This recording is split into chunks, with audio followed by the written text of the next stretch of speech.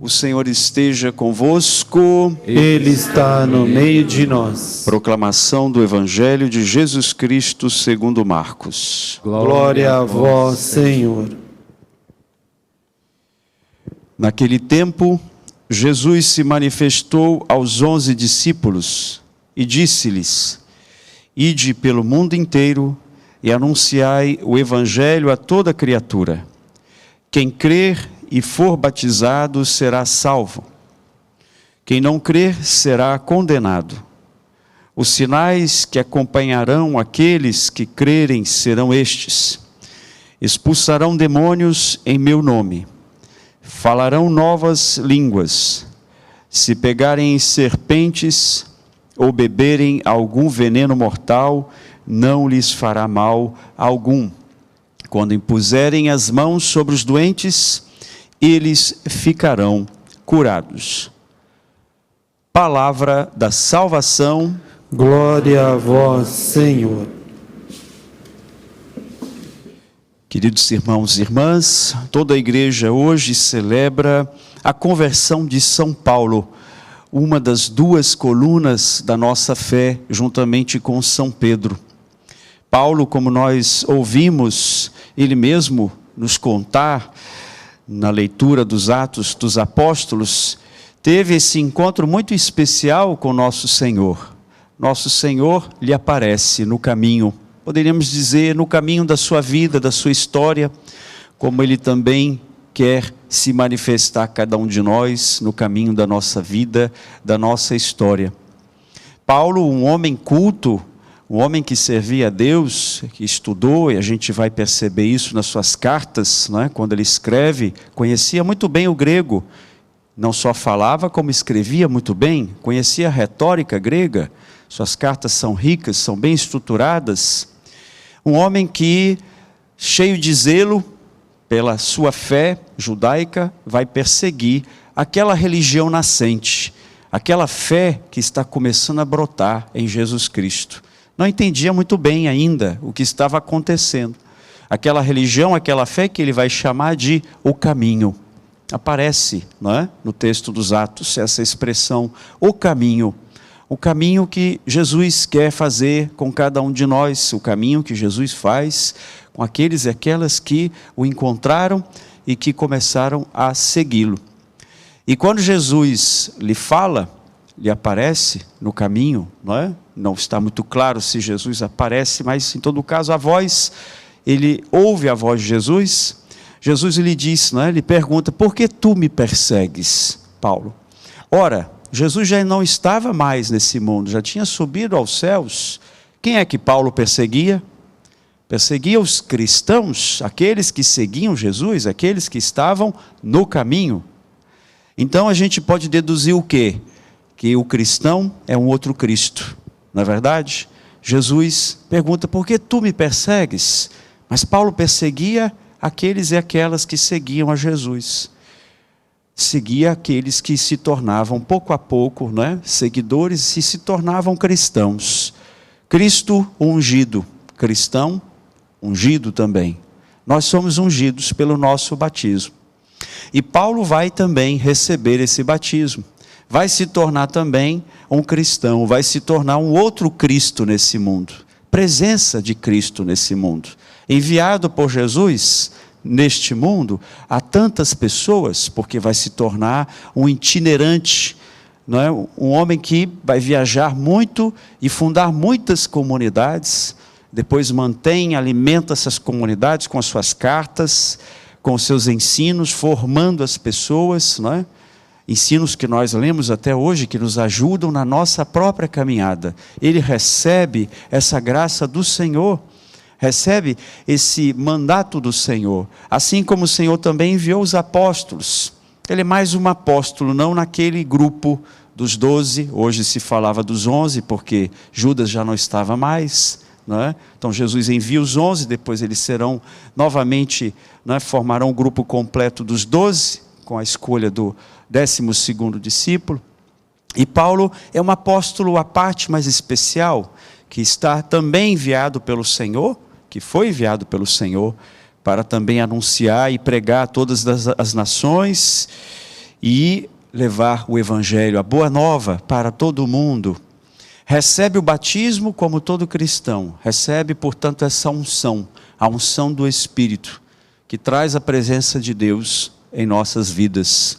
E assim como Jesus falou para os seus apóstolos, podemos deduzir também que Jesus fala para Paulo e para nós também.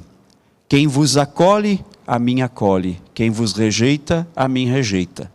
Na medida em que cada um de nós avança pelo caminho, procurando fazer a vontade do Senhor, procurando estar na sua presença, procurando, de fato, estar nessa comunhão profunda, se arrependendo dos seus pecados, como Ananias também disse a Paulo, né? Arrependa dos teus pecados, né? e faça-se batizar. Então, ou seja, na medida que nós procuramos esse caminho, nós levamos o Senhor, nós carregamos o Senhor em nós, o Senhor está em nós, e podemos levar o Senhor Jesus às pessoas à nossa volta. Por isso nós, no certo sentido, somos outros Cristos neste mundo. Outros ungidos, enviados pelo Pai, escolhidos pelo Pai. Ele é o Cristo, o ungido de Deus, diziam lá as leituras, não é? Que nós lemos há pouco tempo por ocasião do Natal. E nós também somos ungidos. Paulo se tornou esse grande ungido. Talvez nós não tenhamos a mesma missão, né, na mesma amplidão que Paulo, é verdade. Né? Nossas missões são talvez mais simples, mais modestas, mas não deixam de ser missões tão importantes quanto aquela de Paulo. Ele teve uma grande missão, mas nós, na nossa simplicidade, na nossa vida, no nosso dia a dia, cada um de nós tem a sua parte de missão a ser realizada, a nossa contribuição. Não é? A nossa pedrinha colocada nesse edifício, não é? Que nós construímos, a igreja que nós construímos, o corpo de Cristo do qual nós participamos. Não é? O próprio Paulo vai nos dizer, nós somos um corpo, um corpo e estamos em profunda comunhão. Quando um membro sente, os outros deveriam sentir também.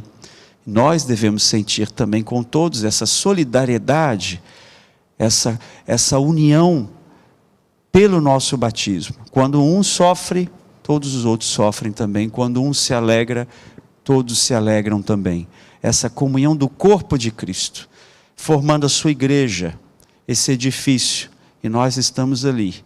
E temos Cristo como pedra fundamental, não é? Nos dizem as Escrituras. Então, para nós, queridos irmãos e irmãs, esta festa da conversão de São Paulo é um convite a voltar às nossas raízes da nossa fé, sempre. A de novo também pedir ao Senhor que Ele nos fale também, que Ele se manifeste a nós sempre, que Ele diga para nós qual é o seu desejo, a sua vontade, no momento da nossa vida em que nós nos encontramos. Nós sabemos muito bem que nós atravessamos etapas ao longo da nossa vida e da nossa história. E cada etapa é um pouco diferente, não é a mesma. As etapas não são as mesmas. Não é? Aquilo que vivemos hoje não é exatamente o que vivemos quando éramos mais jovens ou crianças. Não é? E quando somos crianças, não estou vendo nenhuma aqui hoje, de vez em quando tem. Quando chegamos lá na frente, a gente percebe que é outra etapa de vida. E nessas etapas de vida, assim como para São Paulo também, Deus nos fala, Deus quer nos falar e precisamos estar atentos. E Deus nos envia novamente, e Deus nos propõe novamente missões.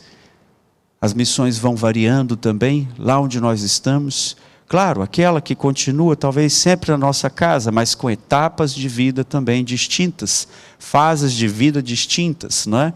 Uma coisa é quando estamos começando a vida de família, outra coisa é quando já avançamos bastante na vida de família, né?